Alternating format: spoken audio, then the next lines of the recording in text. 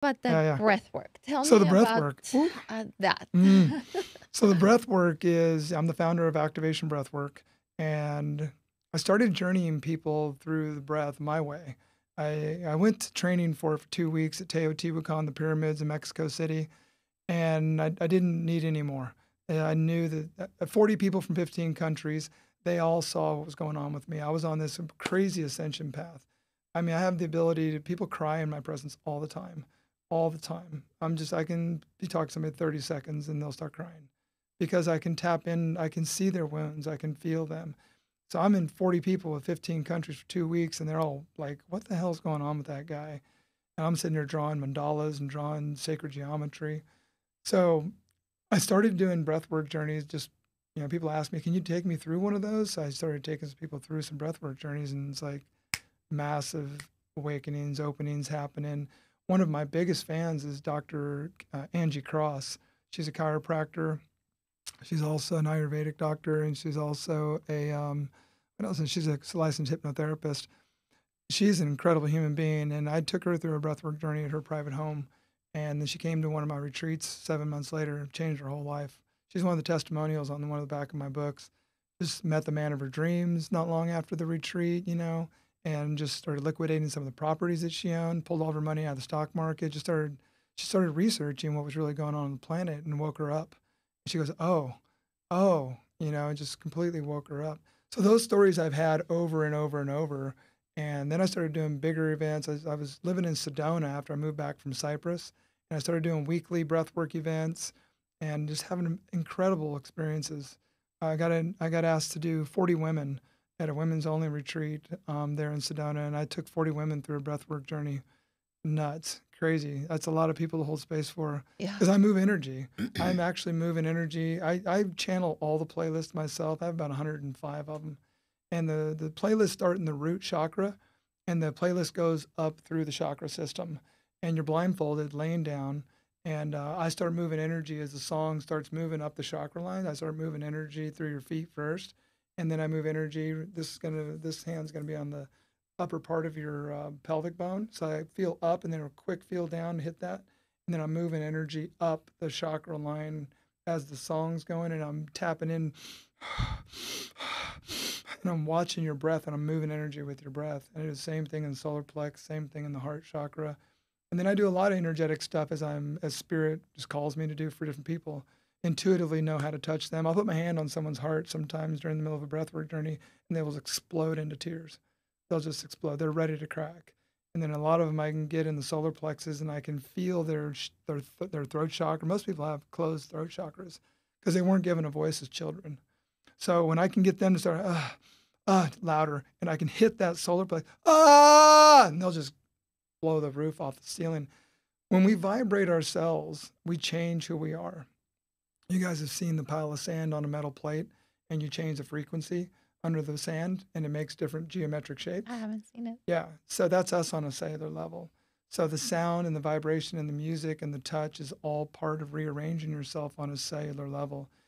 Most people's energy moves like this. It's stuck or it goes here and just comes back out.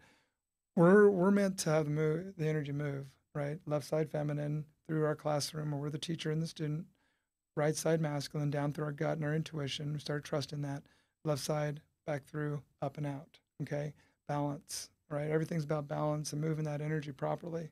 When we can do that and we don't get stuck in these organs that we have trapped energy, and we can release that, then we set ourselves free. We're the healer. And what I've marked is the physical healings. I actually have a meeting with one of the medical directors at Cedars-Sinai in Los Angeles next week. We've met in person already. So we're going to be talking about grant research funding for the physical healings that I'm marking that are taking place. And that's why I was on the cancer conference on Friday and Saturday to talk about what is going on. I just had a woman that I'm working with in LA. I've taken her through 4 breathwork journeys. She had a 0.6 nodule on her thyroid, and they want to go do some more research. And I said, you can heal that yourself.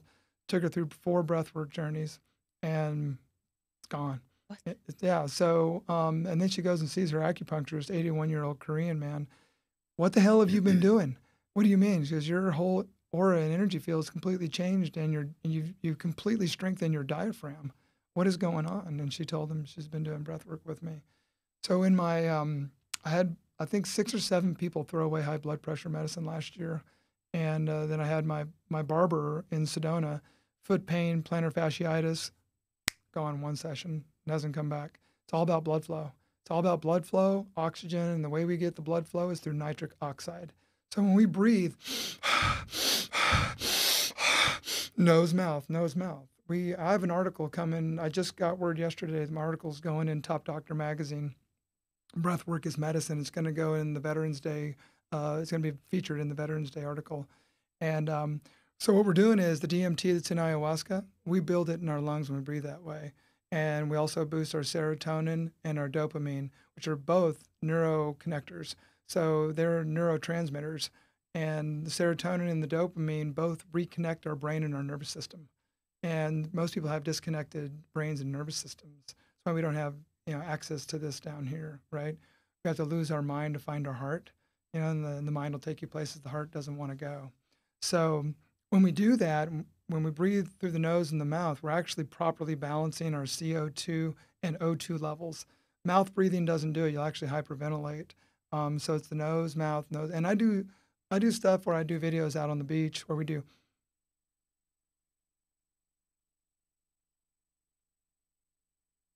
And you can feel that, right?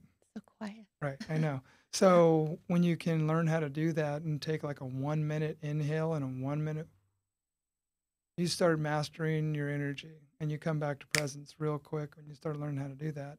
But the energetic breath that we're doing, not only am I seeing all these other healings, I had a Kathy Bove last summer, 40 years of chronic body pain, all gone in a weekend, 3-day weekend, all gone, because she realized, oh my God, I was holding on to all the trauma from my childhood and my relationship. Yeah, you're holding on to it.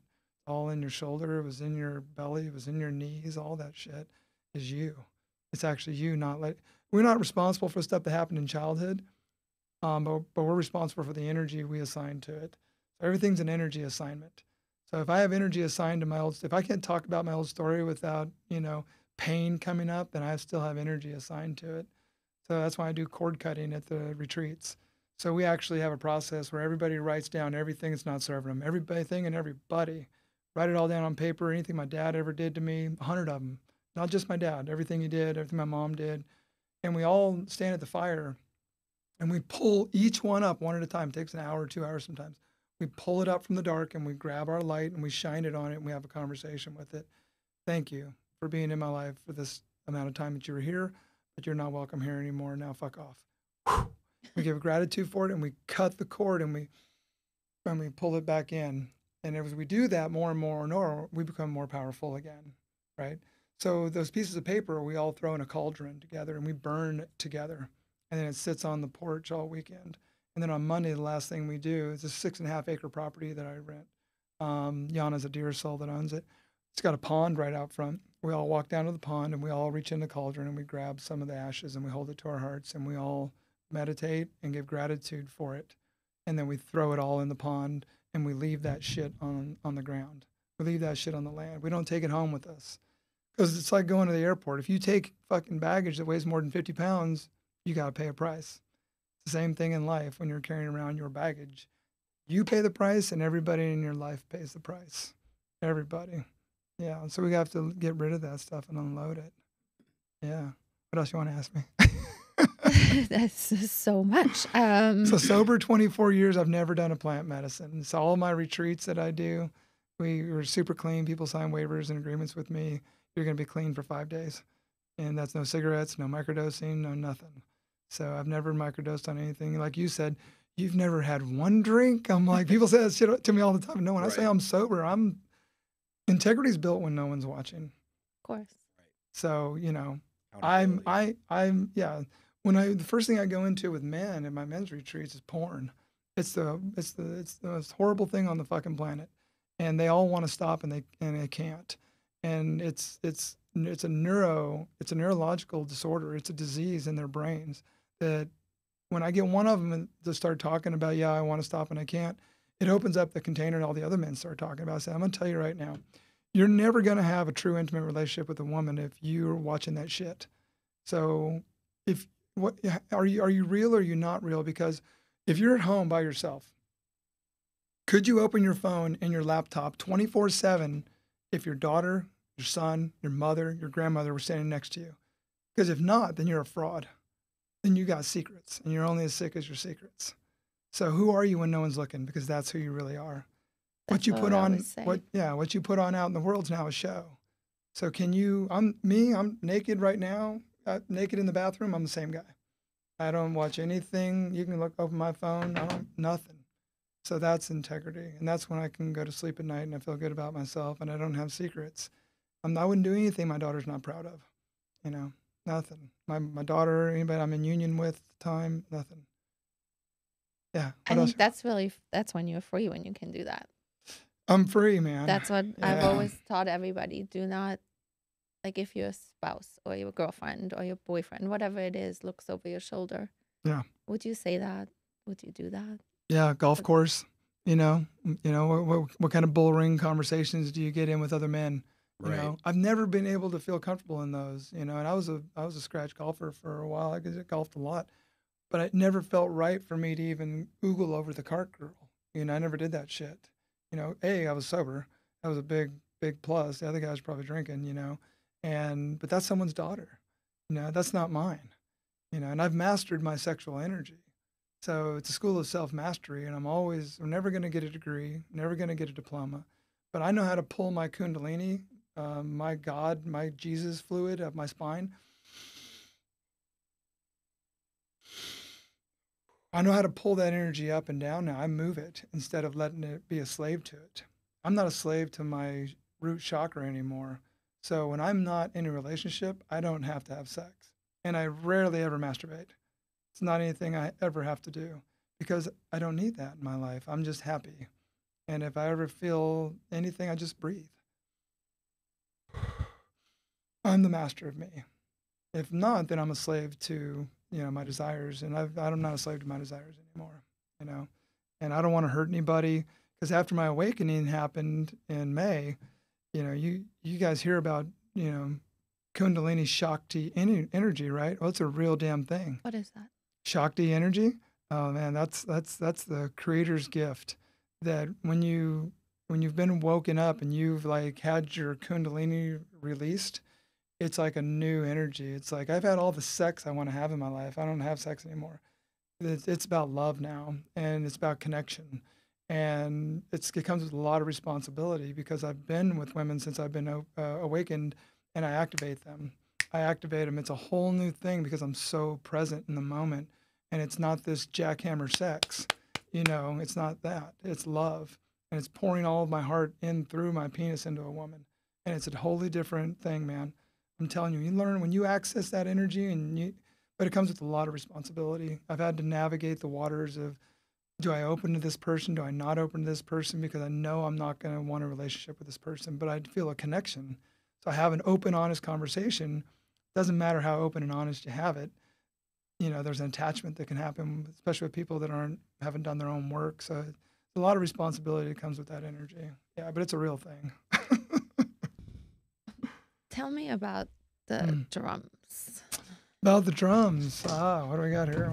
So this one is my baby. So I've had this one about 4 years. And in Peru, this one, they're different now. The hummingbird is on top now. Forever the condor or the vulture, the earth cleaner, was king forever. It was cleaning the earth. And then you got the serpent and the puma and the hummingbird in supportive roles.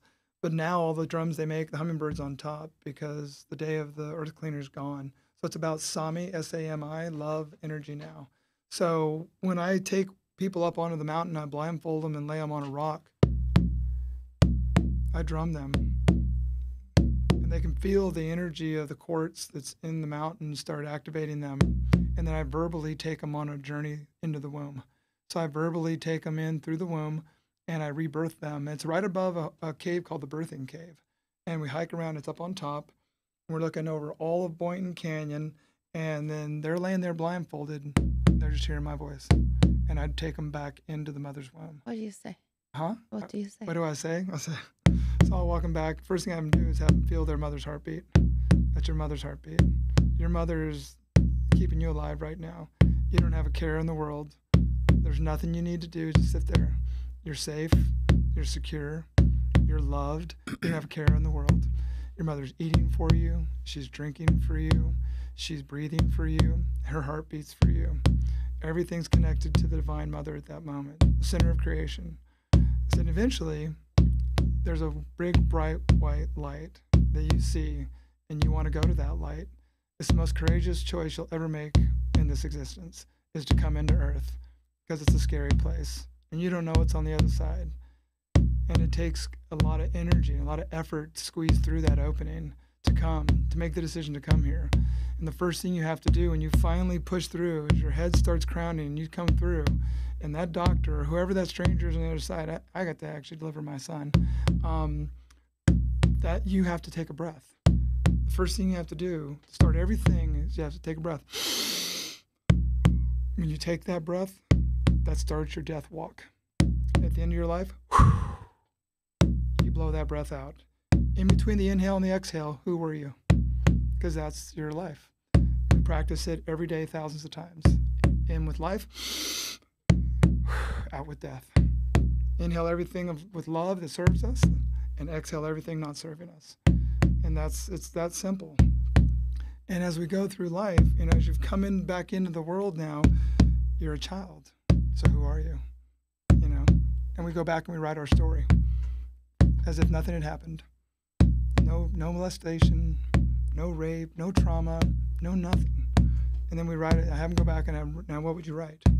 When you were digging a hole in the ground with a stick and you didn't need likes or followers and you didn't need money, what did you do? What would you gravitate? That's your gift. What would you do for free? And I have them go back and rewrite it. And I've had many people, so anyway. But I'll drum them and I'll take a longer journey than that. And in between, I'll stop.